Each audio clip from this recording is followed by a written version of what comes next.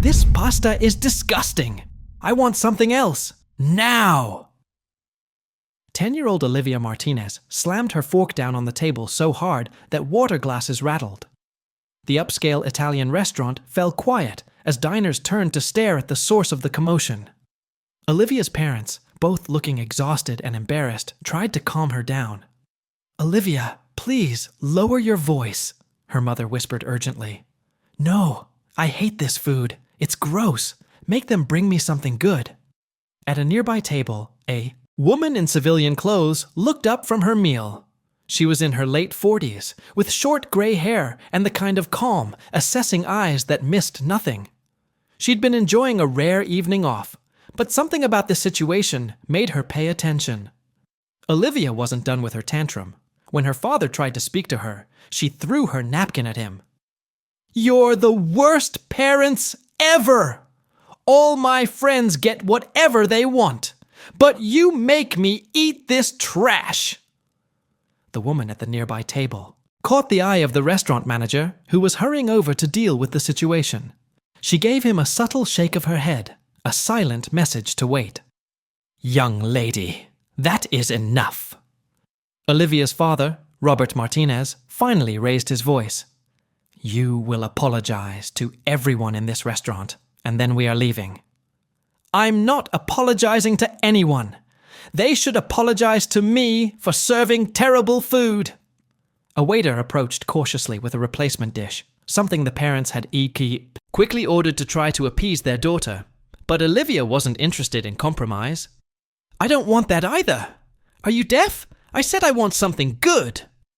She grabbed the plate from the startled waiter and shoved it away, causing sauce to splash onto her mother's dress.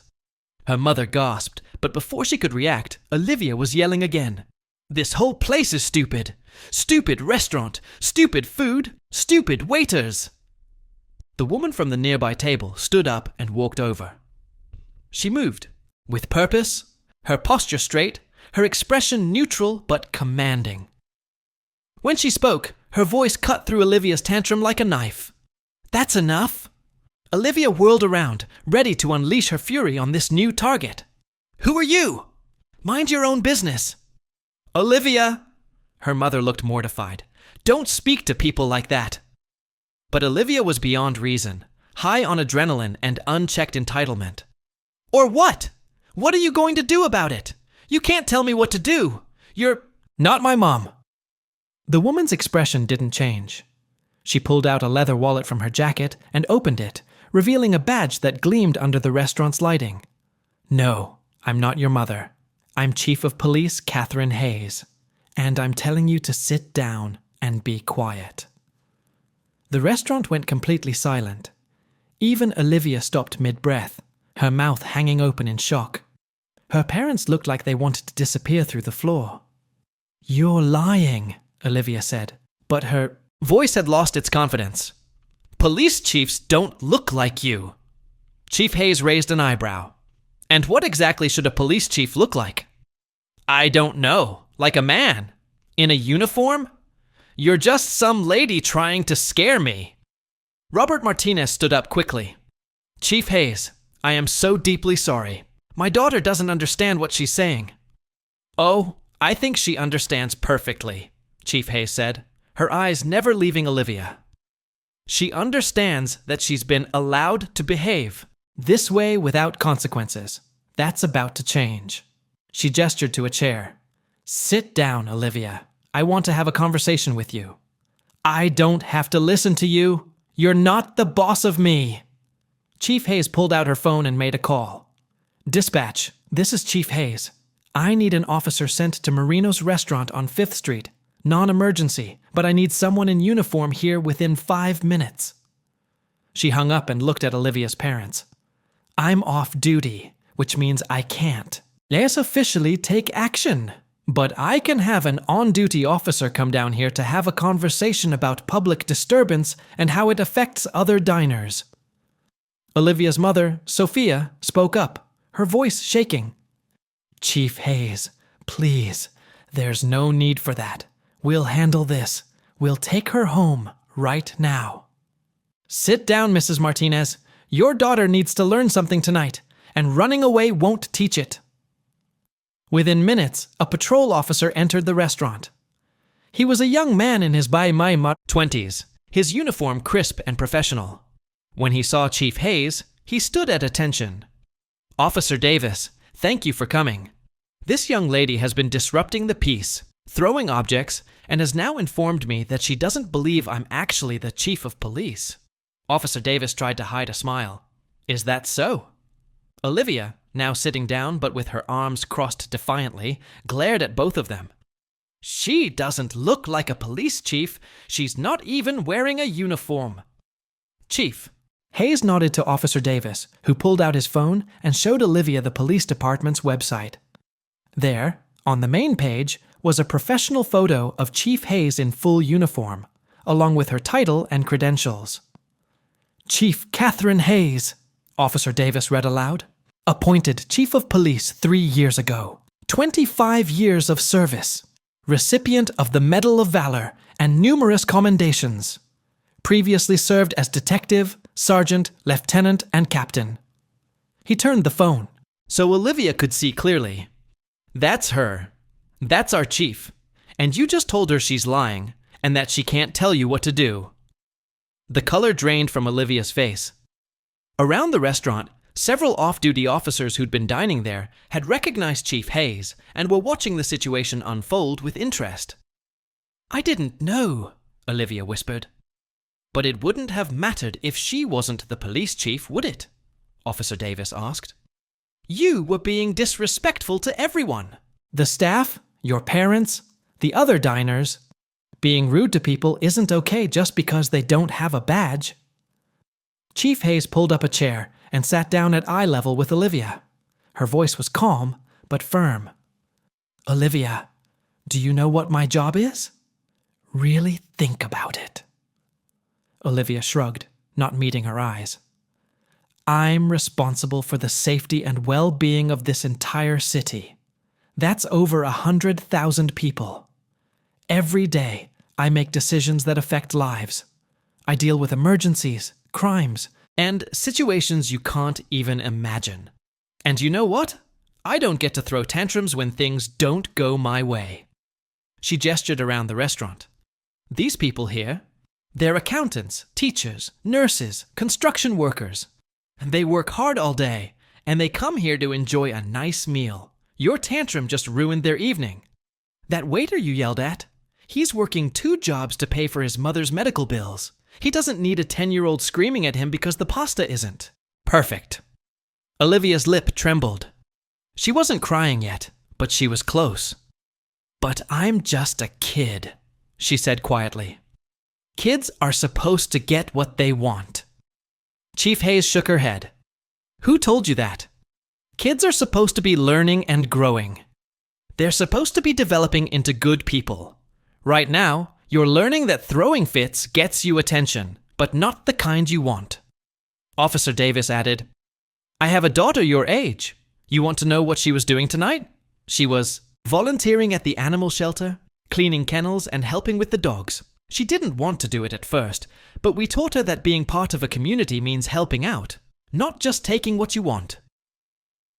Olivia finally looked up, tears streaming down her face. "I just wanted good food." "The food was fine," her father said gently.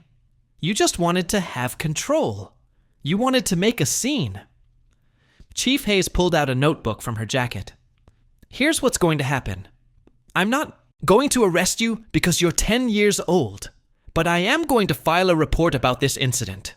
It'll be on record at the police department." "Why?" Olivia asked, fear evident in her voice. "Because behavior patterns matter.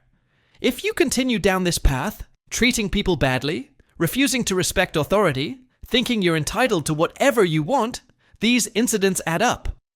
By the time you're a teenager, if you're still acting this way, the consequences will be much more serious." She flipped through her notebook, showing Olivia page after page of notes. "I've been doing this job for 25 years. I've seen kids like you go one of 2 ways. Either they learn early that this behavior is unacceptable and they change, or they keep escalating until they end up in my office for real crimes. I've arrested teenagers for assault, theft, vandalism. Some of them started exactly where you are right now. Olivia's mother wiped her eyes. We've tried everything. Timeouts, taking. Away privileges, talking to her. Nothing works. Chief Hayes looked at the parents carefully. With respect, Mrs. Martinez, trying isn't enough. You need to follow through. If she throws a tantrum at a restaurant, you leave immediately. No second chances. If she's rude to service workers, she loses privileges for a week, not just a day. And most importantly, you don't give in to the tantrums. Ever. She turned back to Olivia. Do you know what I learned in my 25 years as a police officer? The people who end up in the most trouble aren't necessarily bad people. They're people who were never taught boundaries. They were never taught that actions have consequences. They were never taught to think about anyone but themselves. Officer Davis crouched down next to Olivia. I want you to look around this restaurant. Really look.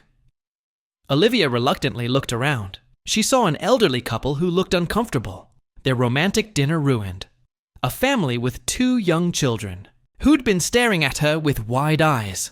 A group of women celebrating a birthday, their joy dampened. The waiter she'd yelled at, standing in the corner, looking stressed and exhausted. Every single person here is a real person with real feelings, Officer Davis said. They all have problems and struggles, and they all deserved a peaceful evening. But you took that away from them because you didn't like your pasta. The weight of what she'd done seemed to finally hit Olivia. She burst into tears. Real tears this time. Not manipulative crying, but genuine remorse. I'm sorry, she sobbed. I'm so sorry. Chief Hayes didn't soften her expression. Sorry is a start, but it's not enough. You need to prove you're sorry through your actions. She stood up and addressed the restaurant. Excuse me, everyone. I apologize for the disruption. This young lady has something she'd like to say. Olivia looked panicked, but Chief Hayes gave her a look that said there was no way out of this. Slowly, Olivia stood up, her face red and wet with tears. I'm sorry for yelling and ruining your dinner. I was being really mean and selfish. I'm sorry. Her voice was small and shaky, but it was genuine. A few diners nodded acceptance. The elderly couple even smiled kindly at her. The waiter she'd yelled at looked surprised but relieved. Chief Hayes wasn't finished. Now, I want you to personally apologize to each member of the staff who had to deal with your behavior. Over the next 15 minutes. Olivia went to the waiter, the manager, the busboy, and even the chef who'd come out from the kitchen. Each time, she apologized sincerely, and each time, the staff member accepted with varying degrees of graciousness. When she returned to the table, Chief Hayes had her sit down. Here's your homework assignment, and yes, I'm giving you homework. She pulled out a business card. This is the contact information for the Community Youth Program. It's run by the police department and local volunteers.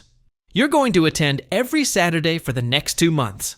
You'll learn about community service, respect, and consequences. Your parents will bring you, and they'll receive reports on your behavior and participation. Olivia nodded miserably. Her tantrum had backfired spectacularly. Instead of getting what she wanted, she'd gotten consequences she never imagined. Additionally, Chief Hayes continued, you're going to write an essay about what you learned tonight. It needs to be at least 2 pages. You'll discuss why your behavior was wrong, how it affected others, and what you're going to do differently in the future. You'll email it to me at this address. She handed another card to Olivia's parents. And you two need to follow through. If she doesn't complete this program, if she doesn't submit that essay, I'll know. And then we'll have a more official conversation at the police station. Robert Martinez nodded seriously. We understand, Chief Hayes, and thank you. Really, she needed this wake-up call. Chief Hayes looked at Olivia one more time. I'm not doing this to be mean, Olivia. I'm doing this because I've seen too many kids go down the wrong path because nobody stopped them soon enough.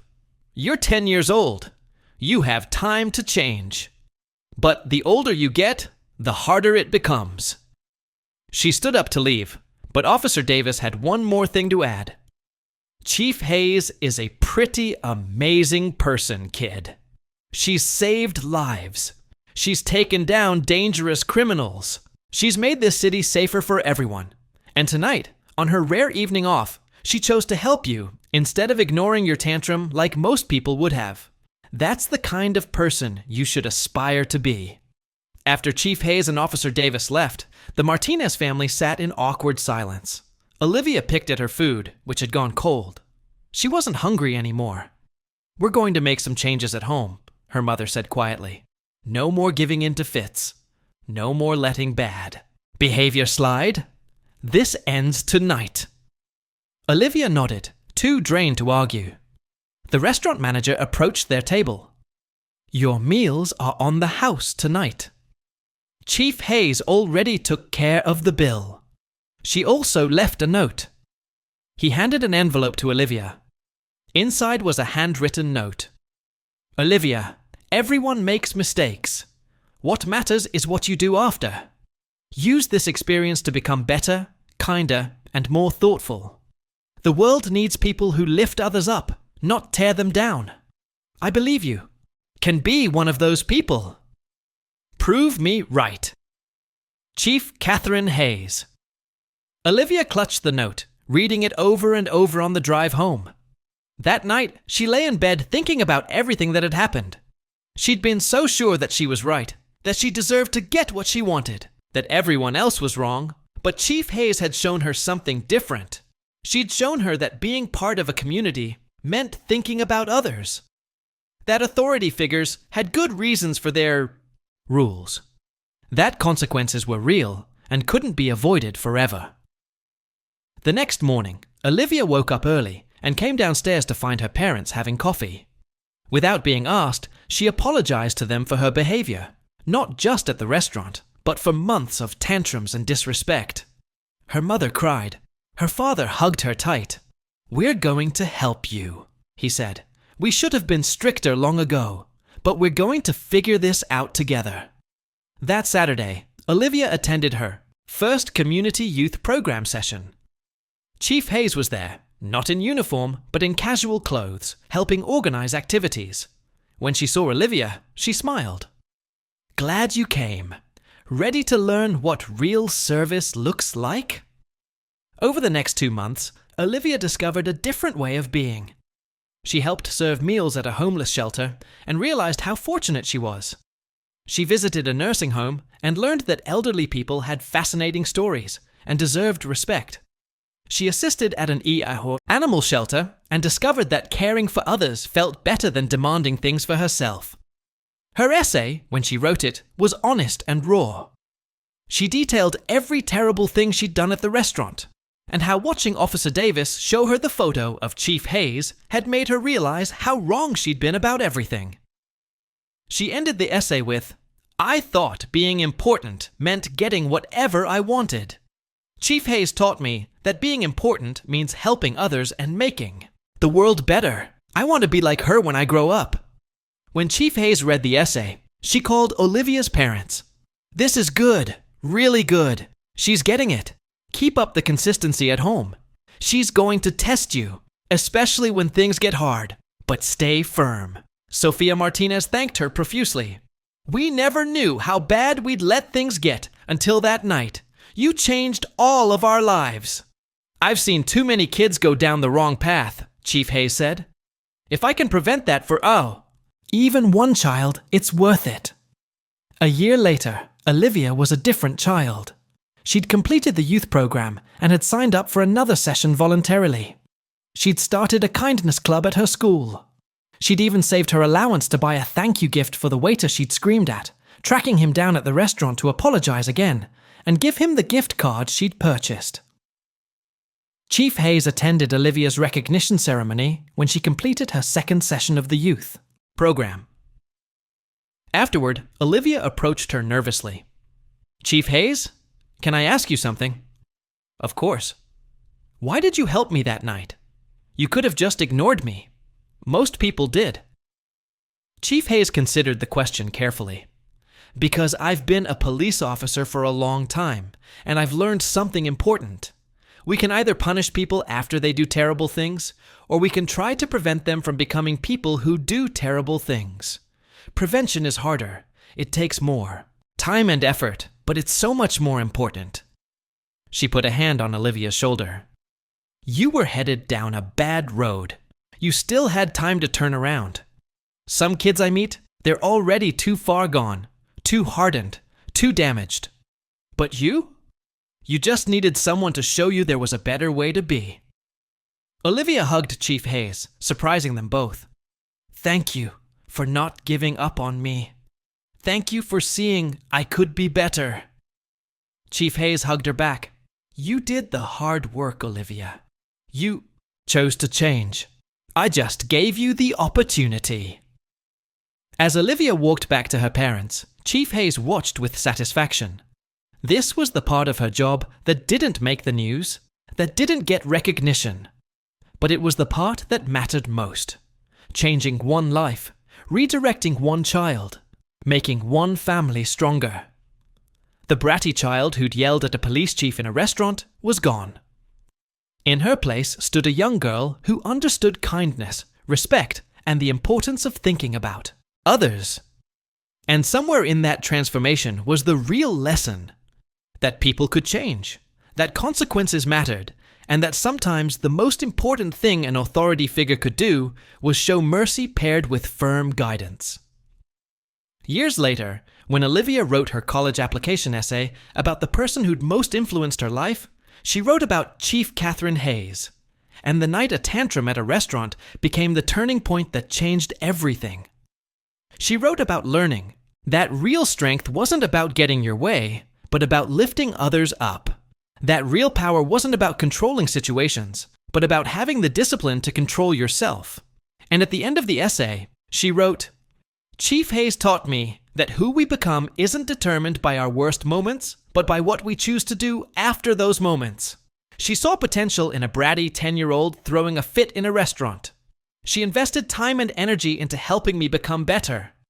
Now I want to do the same for others.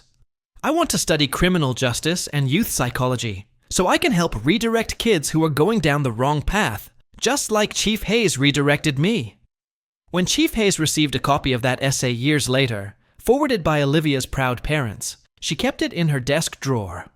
On hard days, when the job felt overwhelming and the problems felt insurmountable, she'd pull it out and read it again. One child changed. One life redirected.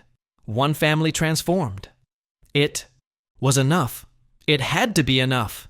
Because this was the work that mattered, even when nobody was watching, even when there were no awards or recognition. This was the work of building a better community, one person at a time.